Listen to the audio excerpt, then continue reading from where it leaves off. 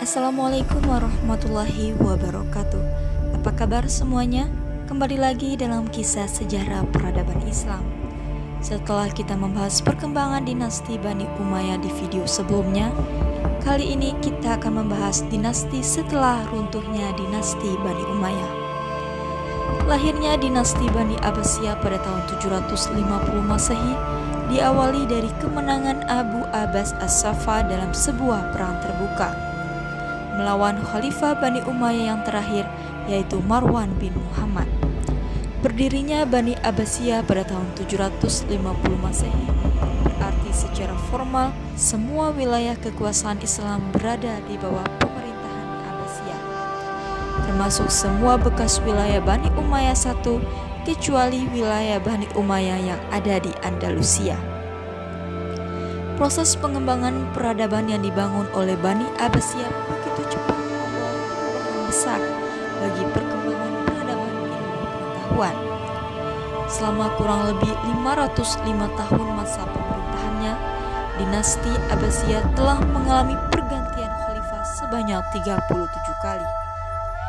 Universitas yang terkenal pada saat itu adalah Nizamiyah yang dibangun oleh Perdana Menteri Nizamul Muluk dari Khalifah Harun al-Rasyid.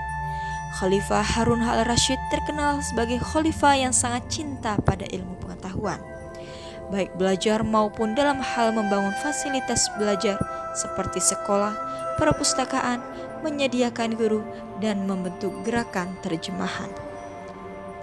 Kebudayaan Islam pada masa Bani Abbasiyah dimulai pada masa pemerintahan Abdul Abbas As-Saffah. Selanjutnya Abu Ja'far Al-Mansur yang juga merupakan saudara kandung Ibrahim Al-Man dan Abdul Abbas As-Saffah. Yang ketiganya merupakan pendiri Bani Abbasiyah, dan selama masa kepemimpinannya kehidupan masyarakat berjalan tentram, aman, dan makmur. Stabilitas politik dalam negeri cenderung aman dan terkendali. Tidak ada gejolak politik maupun pemberontakan.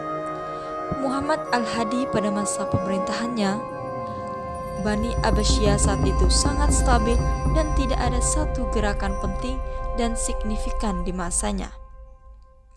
Dan pada masa pemerintahan Musa Al-Hadi bin Muhammad Al-Mahdi, beliau mampu menaklukkan pemberontakan di Mekah, Madinah, dan Dailam yang dilakukan oleh Husain bin Ali bin Husain bin Hasan bin Ali dan Yahya bin Abdullah. Pada masa pemerintahan Harun al-Rasyid, Islam mengalami puncak kemegahan dan kesejahteraan yang belum pernah dicapai sebelumnya. Selanjutnya ada masa pemerintahan Muhammad al-Amin, Abdullah al-Makmun, Abu Hishaq al-Mutasim, Harun al-Watsik, dan Ja'far al-Mutawakkil. Selama beberapa dekade pasca berdirinya dinasti Abbasiyah pada tahun 132 Hijriah hingga 750 Masehi, dinasti Abbasiyah berhasil melakukan konsolidasi internal dan memperkuat kontrol atas wilayah-wilayah yang mereka kuasai. Faktor kemajuan peradaban dinasti Bani Abbasiyah diantaranya yaitu faktor politik dan sosiografi. Berawal dari pindahnya ibu kota negara dari Al-Hashimiyah ke Baghdad yang dilakukan oleh Khalifah Al-Mansur, cendekiawan yang diangkat menjadi pegawai pemerintah dan pegawai istana, serta diakuinya Mu'tazilah sebagai mazhab resmi negara pada masa Al-Maknun tahun 827 Masehi. Dan faktor sosiografi meliputi meningkatnya kemakmuran umat Islam, luasnya wilayah kekuasaan Islam, terjadinya asimilasi antara bangsa Arab dengan bangsa-bangsa lain, dan adanya gerakan penerjemahan buku filsafat dan ilmu dari peradaban Yunani dalam Bait al-Hikmah. Kemajuan Islam zaman Abbasiyah banyak dirintis oleh Khalifah Ma'mun dengan mendirikan pusat kerajaan ilmu pengetahuan dan teknologi dengan nama Darul Hikmah. Darul Hikmah di samping pusat kerajinan juga sebagai pusat perpustakaan dan kantor penterjemahan ilmu-ilmu non-Arab ke dalam bahasa Arab, seperti filsafat Yunani dan ilmu-ilmu Barat. Darul Hikmah membuat sekitar 1 juta buku ilmu pengetahuan. Kemudian muncul beberapa tempat pendidikan di dalam masyarakat, meliputi Buyut al-Muslimin, Sufa, Al-Kuttab, madrasah, hingga observatorium. Sehingga tidak heran jika pada zaman Abbasiyah, perkembangan ilmu pengetahuan berkembang sangat pesat. Kemajuan ilmu-ilmu agama meliputi ilmu tafsir, ilmu hadis, ilmu kalam atau teologi, dan ilmu tasawuf juga mengalami kemajuan yang signifikan. Ilmu tafsir dalam masa ini berkembang pesat karena sangat dibutuhkan terutama oleh orang-orang non-Arab yang baru masuk Islam. Mereka membutuhkan makna dan penafsiran Al-Quran. Adapun tokoh-tokoh dalam ilmu tafsir diantaranya Imam At-Tabari, Ibnu Katsir, dan Asy-Syuyuti.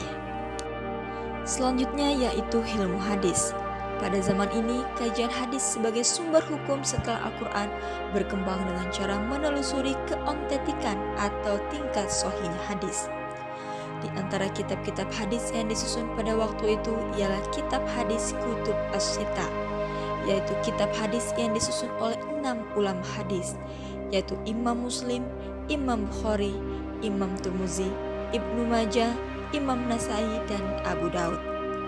Dalam ilmu kalam, para teolog terfokus pada bidang akidah sebagai objek bahasan yang meliputi keesaan Tuhan, sifat-sifat, dan perbuatan.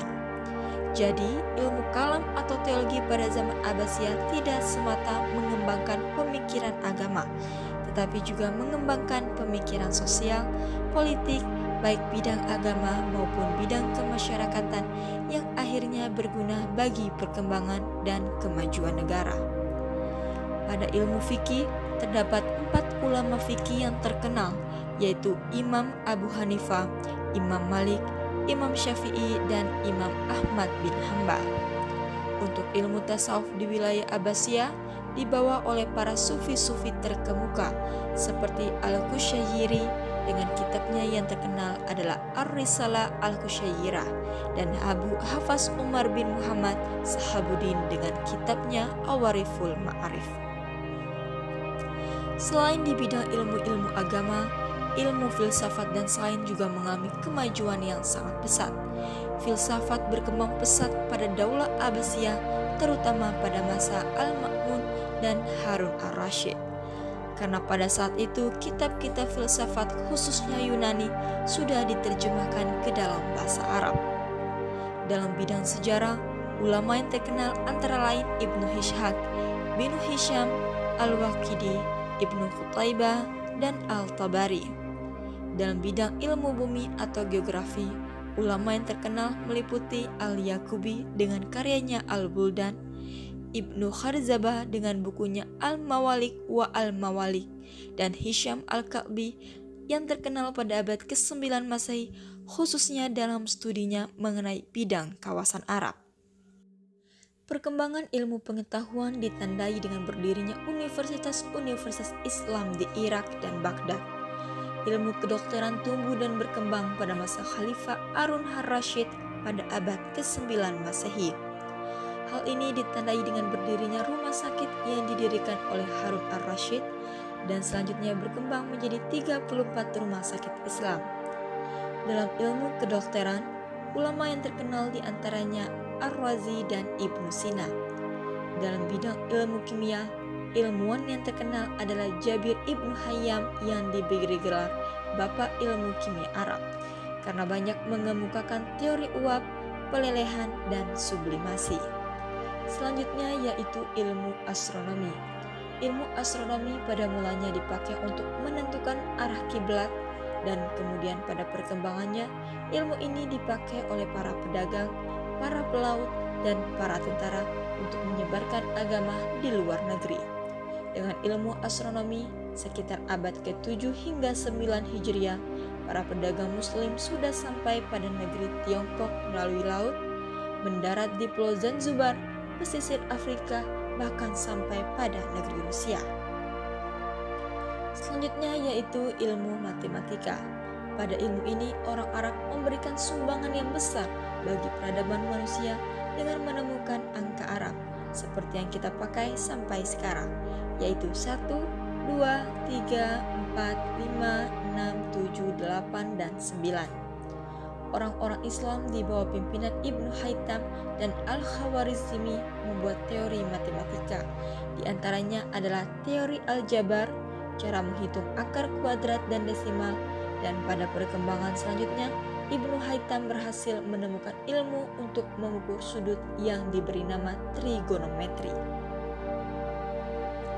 Demikian ulasan singkat terkait perkembangan Bani Abbasiyah, mulai dari awal terbentuknya hingga perkembangan kebudayaan dan ilmu pengetahuan yang sangat berkembang pesat. Demikian video hari ini. Jika ada saran, kritik, dan pertanyaan, silakan dilanjutkan di kolom komentar. Sampai berjumpa di video selanjutnya dan wassalamualaikum warahmatullahi wabarakatuh.